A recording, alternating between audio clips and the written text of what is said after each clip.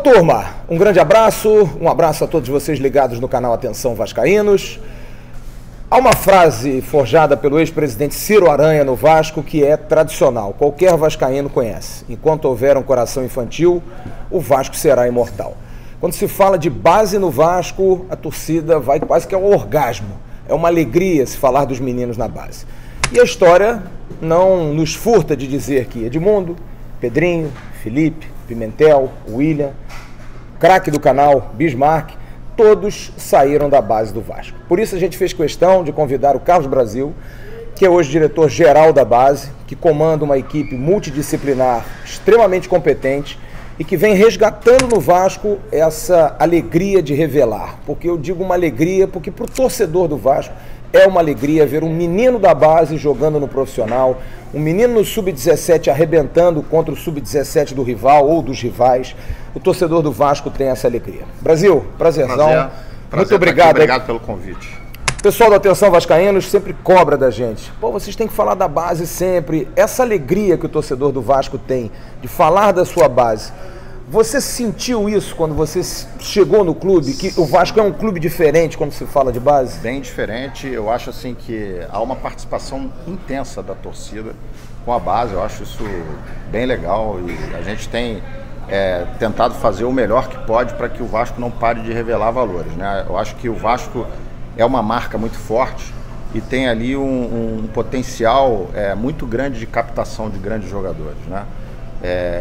Eu acho que a gente encontrou muita coisa boa lá dentro, já existia de gestões anteriores. A gente aproveitou o que era bom, evidentemente, e a gente procurou melhorar o que a gente considerava que precisava melhorar, né? Evidentemente que amanhã não sou eu, vai vir outro. Eu acho que é um processo de melhoria contínua que tem que prosseguir.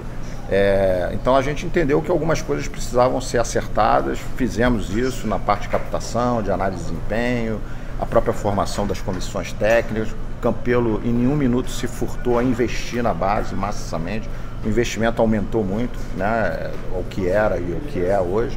E eu acho que isso é um ponto extremamente positivo na gestão dele, né, para que ele não se furtar do investimento. Então eu acho que a gente tem tudo para cada vez mais colocar meninos dentro da equipe principal, que esse é o principal objetivo, para que dê retorno técnico e financeiro para o Vasco da Gama.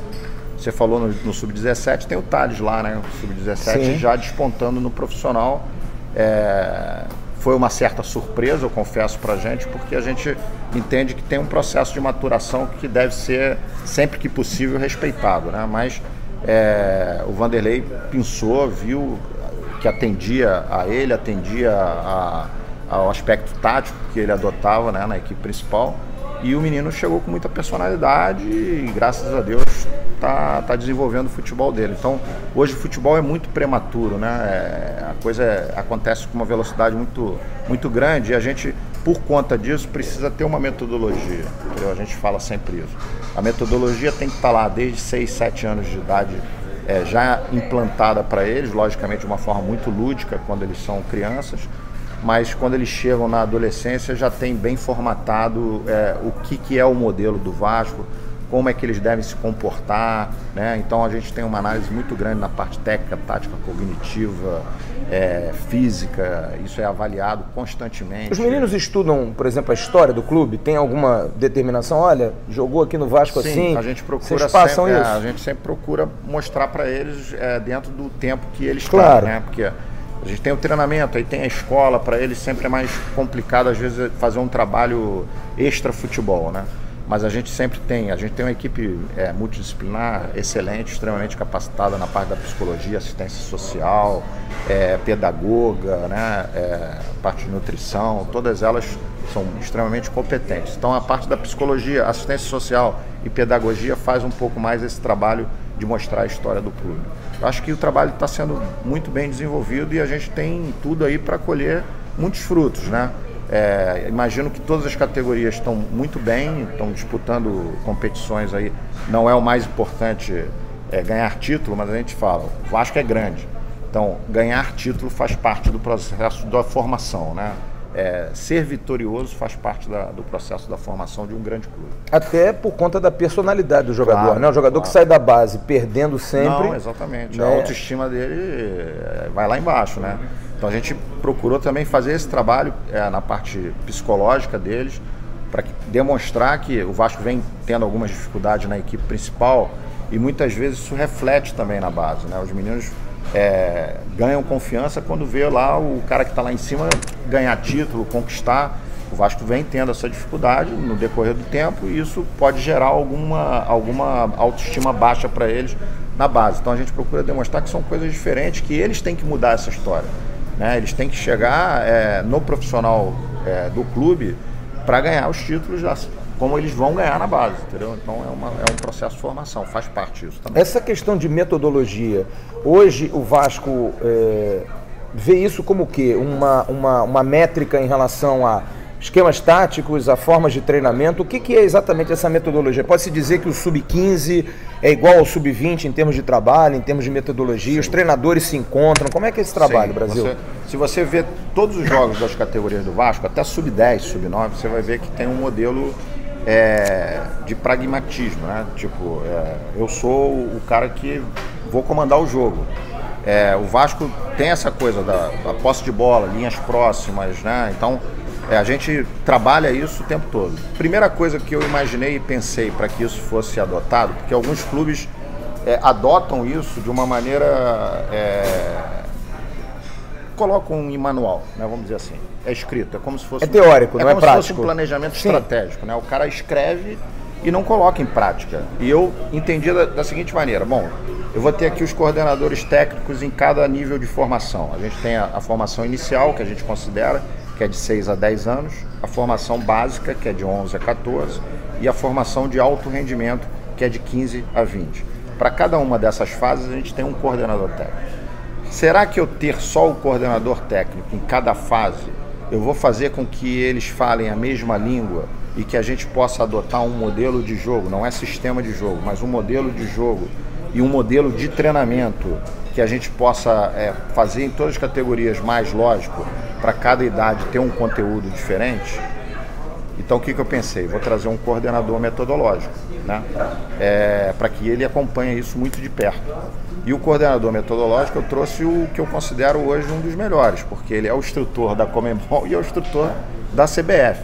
Então, que é o Próspero Paoli, eu considero ele, se não é o melhor, é um dos melhores do país, em termos de metodologia, em termos de estudo de futebol, de como se deve formar o jogador, porque o que a gente preconiza sempre, quanto mais tempo o jogador passa com a bola, mais ele está se formando bem. Então, na base, a gente é totalmente contra aquele jogo verticalizado, porque evidentemente vai passar menos tempo com a bola. Não que esteja errado lá na equipe principal, cada um adota o modelo que entende ser o melhor para o clube, mas na formação a gente entende que esse é o melhor modelo. Então, sistema de jogo, liberdade do treinador.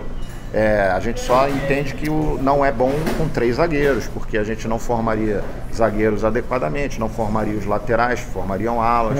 O próprio meio fica prejudicado quando você joga com 3 zagueiros. É o tradicional, né? Exatamente. Então você joga ali com 4-2-3-1, né? 4-4-2, enfim. Os treinadores podem e têm liberdade para isso. Isso tem uma variação grande até durante o jogo, né? A forma de treinar, enfim, a característica do jogador que ele tem na mão. Então são coisas que a gente colocou no papel e hoje coloca em prática em todas as categorias. Existe para treinamento lá, por exemplo, eles têm que planejar o treino da semana, na semana anterior, da semana seguinte, logicamente com algumas... a gente tem um jogo de cintura para mudar algum tipo de treinamento, caso no domingo, por exemplo, você identifique que o time foi mal em determinado aspecto. Então o treinador tem uma liberdade de mudar o microciclo da semana de treinamento. Esse microciclo, eu estou falando de 13 categorias, né? Esses microciclos vão para a mão do Próspero, o Próspero analisa todos esses microciclos para ver se está dentro da metodologia implantada e o que a gente pretende para o Vasco. E a partir daí ele aprova e os treinadores... O Vanderlei participa em alguma coisa disso? Ele tem estado, ou ele está muito preocupado com o profissional ainda? Talvez ano que vem ele se embrenhe mais nessa situação. Ele participa muito conversando. Ele conversa muito com o pessoal da base, conversa muito comigo, com o Mazuco conversa com a gente, né, evidentemente. Conversa muito com o Eduardo Húngaro, que é o coordenador técnico mais acima do alto rendimento. Então ele está sempre buscando informação. Está focado hoje na equipe principal, evidentemente, tem um desafio grande ali para ele, mas ele está sempre interessado, procura saber o que está acontecendo, qual é a metodologia implantada, não participa ativamente nem no dia a dia, mas se interessa. Se interessa, claro. Bom, tem uma pergunta que o torcedor faz sempre e eu vou me travestir de torcedor aqui. Claro. Vocês têm aí no Sub-20 do Vasco jogadores que já são, eu vou dizer claramente, ídolos da torcida. Bruno Gomes é um xodó da torcida, o Gabriel Peck, o Caio Lopes é pedido sempre, sim. É um menino que tem... Agora o Vinícius. O Vinícius, tem o Figueiredo, jogadores que a torcida já sabe o time do goleiro ao ponto esquerdo. Brasil, eu sei que para você talvez dizer um ou outro, se você puder dizer, maravilhoso. Difícil, mas em outras categorias, o Vasco hoje tem jogadores muito talentosos, a perspectiva para daqui a 2, 3, 4, 5 anos é maravilhosa para o Vasco? Eu considero que sim. A primeira coisa que eu coloquei na minha cabeça e coloquei na cabeça da equipe é que o Vasco não poderia deixar de ser uma fábrica de talentos. O Vasco sempre foi fábrica de talentos. Tá, tudo bem. Mas parou um pouquinho, né? Não, eu acho que não parou. Teve o Paulinho recentemente. Mas eu digo, antigamente o Vasco revelava 3, 4 vezes por ano, tem diminuído isso um pouco. Agora que voltou a ter uma... Mas talvez, né? Mas eu vejo assim, sempre teve um Felipe Coutinho, né? Sempre teve o Giovani, sempre teve o Bismarck. Sim. Mas a gente tinha uma coisa assim demora quanto tempo, né, para surgir Então, assim, a última grande venda que o Vasco fez, sem considerar o Paulinho, foi o Felipe Coutinho, né? Sem dúvida. Que foi vendido com 16, 17 anos de idade, muito prematuramente. Antes do Felipe, eu não me lembro, assim, de uma grande venda, né? Até porque também os valores eram outros. Mas demora-se muito tempo. A minha concepção é essa, entendeu? Não é só no Vasco. Eu acho que os clubes, de um modo geral, demoram muito tempo numa linha de fabricação, né? Vamos colocar assim, porque eles não são matéria, mas em que você produz muito pouco para o mercado. Eu acho que o Vasco tem, como um clube grande, a obrigação de formar para dar retorno técnico ou financeiro, né? Nem todos os jogadores vão ser aproveitados na equipe principal, talvez não. Mas se você formou esse jogador no Vasco, ele tem que dar algum retorno financeiro para o Vasco, ainda que seja o retorno do investimento. Entendeu? Então essa é a minha linha de pensamento, porque senão você começa a trabalhar o futebol de uma forma... Imagina, eu tenho uma fábrica de celular e jogo 90% do meu ativo fora. Os clubes de futebol, de um modo geral, vinham fazendo isso. Né? Você não coloca o jogador, não valoriza o jogador, e aí o que você faz? Joga fora? Aí você joga fora o investimento. Lógico que o futebol é um pouco diferente e existe um risco, né? Como você tem risco quando investe numa bolsa de valores. A gente pode ter um menino lá que está lá desde 7 anos de idade, você investir 10 anos nele e aos 17 você chegar à conclusão que ele não serve. Pode acontecer? Pode. É difícil, mas pode acontecer. E aí você jogou fora um ativo do clube de 10 anos de investimento. Mas a maioria encerra contrato com 20, 21, se fala muito no Sub-23 até por conta disso, né? por conta da questão da maturação dos meninos. O menino ainda não maturou, você não valoriza eles, ao contrário, você tem uma desvalorização do jogador natural, porque você não coloca ele logo na equipe principal, e aí você perdeu o ativo. Quando você acorda, opa, perdi, entendeu? Vou vender. Se vender, vai vender por um valor pequeno, ou então vai encerrar o contrato, ele vai sair de graça. É isso que a gente tem que mudar, entendeu? E é isso que a gente está tentando fazer com que o Vasco seja uma fábrica de talento. Saiu o Thales, produz o Peck. Saiu o Peck, produz o Figueiredo, Vinícius. E vão chegando outros meninos que estão lá no Sub-17 que vão suprir a saída deles, entendeu? Então a gente está ali para servir ao profissional e ao mercado. Tem que ter toda hora jogadores para suprir essa necessidade. Aí você perguntou especificamente das categorias para baixo. Não posso fugir de uma situação que a gente visualizou. O futebol acontece muito isso, não é porque é Vasco não, né? Porque não passa pela minha cabeça nenhuma crítica a qualquer trabalho que aconteceu, muito pelo contrário, porque é o que eu te falei, tinha muita coisa positiva dentro do Vasco.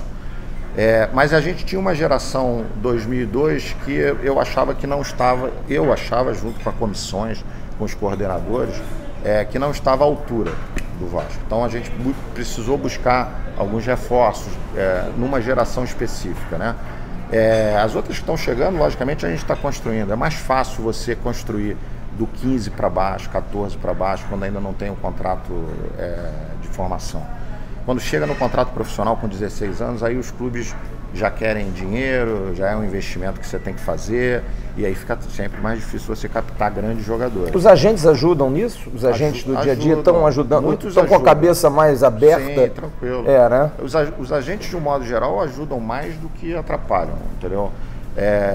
Não tenha dúvida disso. Eles trazem jogadores, a gente mostra para eles algumas carências que a gente tem e eles tentam ajudar de alguma forma com o conhecimento que tem. Então isso aí a gente não tem o que reclamar, e o diálogo com eles é sempre extremamente positivo hoje em dia. Eles entendem que o jogador tem que ser formado no clube. Às vezes saem os meninos, né, pequenininhos, 10, 9, 11 anos, muito por conta dos pais que não entendem ainda a importância da formação dentro do clube. Você vê, Felipe Coutinho estava lá desde 8 anos de idade, o Paulinho desde pequenininho. O jogador tem que ser formado no clube, os pais precisam entender isso bem, entendeu? Muitos ainda não entendem, tem uma ansiedade muito grande com um menino de 11, 10 anos que ainda não é titular, e aí o outro clube oferece alguma coisa, ou mesmo para ele ser titular, e aí ele vai para lá na ânsia de ver o menino jogar, e isso é prejudicial para a formação do menino, ele não vislumbra o futuro do menino. O que a gente fala é o seguinte, jogar como titular é uma consequência, ele pode não jogar com 10, com 9 anos, mas pode virar titular aos 14, aos 15, depende muito da evolução desse menino. Então a gente coloca sempre isso para os pais, porque a metodologia da formação que é o mais importante para ele, porque ele se formando num grande clube, certamente ele vai jogar num grande clube.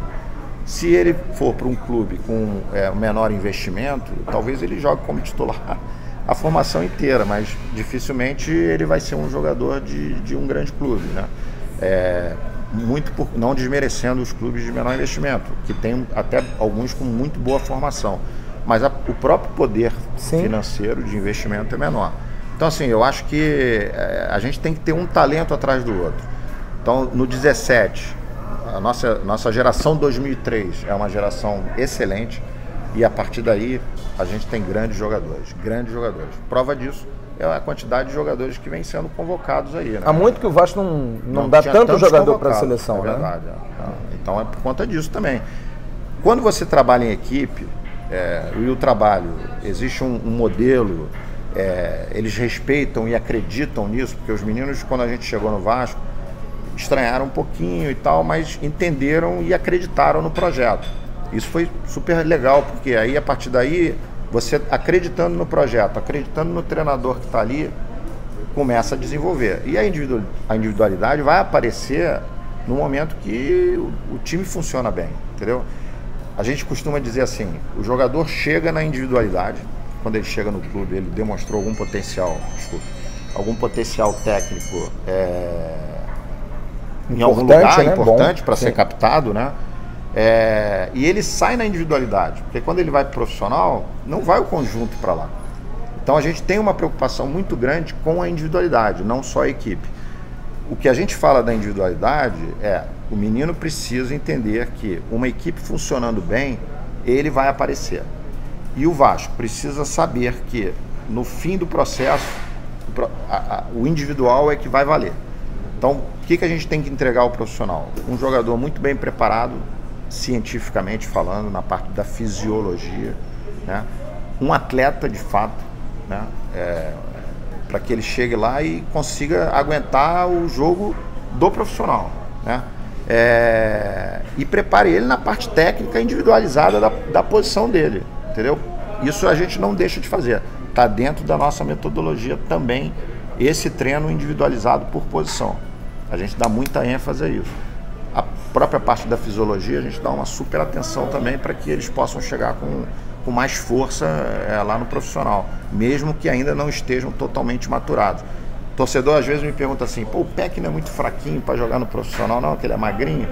Eu falo assim, você acha que o Bebeto tinha corpo para jogar no profissional? Você não precisa ter isso é biotipo da pessoa. Né? Não tem como você mudar isso. O Peck é um jogador que nunca vai ser forte, mas ele tem que ter força muscular para jogar lá. E isso ele tem. Ele está preparado para isso. Evidentemente que ele precisa maturar mais. Ainda está muito novinho, mas o Thales, por exemplo, é um jogador que maturou um pouco mais cedo, né? Mas ainda também não está pronto. Ainda precisa algo mais. Mas é um jogador que chegou mais preparado para o profissional do que os jogadores vinham chegando, entendeu? Eu acho que isso é a parte individualizada do atleta. Então, assim, tem vários destaques. No 17, podemos ficar animados. 15, pode ficar animado. Nós temos jogadores assim que eu me surpreendo. A gente jogava bola, né? Nunca fui jogador de sucesso, né? Joguei meu futsal lá, futebol de salão na época e tal.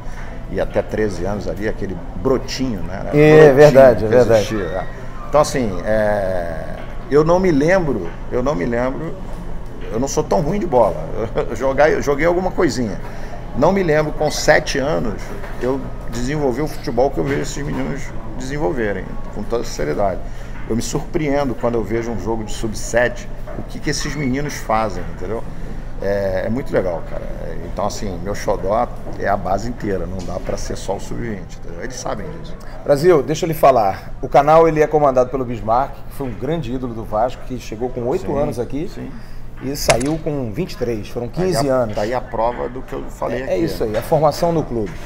O Atenção Vascaínos vai estar sempre aberto para a gente desenvolver a base, falar da base, entrevistar vocês da base, os treinadores, os coordenadores. Muito obrigado. O canal está sempre aberto, é um canal que tem hoje quase 60 mil assinantes, legal, com muita credibilidade, buscando trazer a verdade no clube. Sim. E eu quero te cumprimentar em nome do torcedor. Tá bom. Porque o torcedor está muito feliz. Obrigado. Porque há muito tempo que o Vasco não tem uma geração em todas as categorias tão bem organizada e com tantos frutos. Muito obrigado, tomara viu? Que continue. Obrigado aí pela tua moral. Obrigado a você. E manda um recado aí para o torcedor do Vasco. O torcedor pode acreditar que o trabalho é feito com seriedade, com profissionais extremamente capacitados, competentes, sérios. E eu acho que onde tem trabalho sério, onde a equipe é extremamente competente, não tem como não dar resultado. Então eu acredito que ano após ano a gente vai ter aí valores sendo produzidos para que atenda a equipe principal e a gente possa mudar esse quadro aí na equipe principal do Vasco também. Gente, curta esse vídeo, compartilhe, inscreva-se no canal, acione o sininho da notificação. É um prazer sempre para nós falar de um assunto que eu adoro e eu sei que você gosta muito também, base. E base no Vasco, como diria Ciro Aranha, o grande presidente, enquanto houver um coração infantil, o Vasco será imortal. Tchau, turma!